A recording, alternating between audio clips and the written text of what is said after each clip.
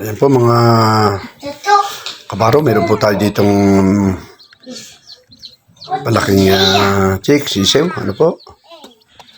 Ayan, bali dalawang piraso na ito po ay crossbreed ng Rhode Island na red white, Rhode Island red US, ano po. At may ilan pong kasamang Texas, ano po, yan. Yan po, at nakakatuwa. Napakasisigla nila.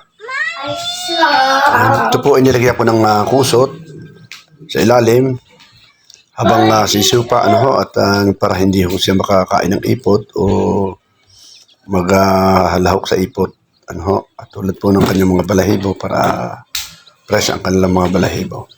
Yan po ang ginagawa ko sa una. Pagka ako ay papalaki ng sisiw, gumawa ko ng chicken na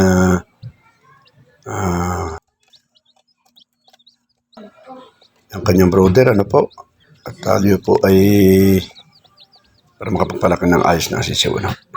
Maraming salamat sa inyo lahat.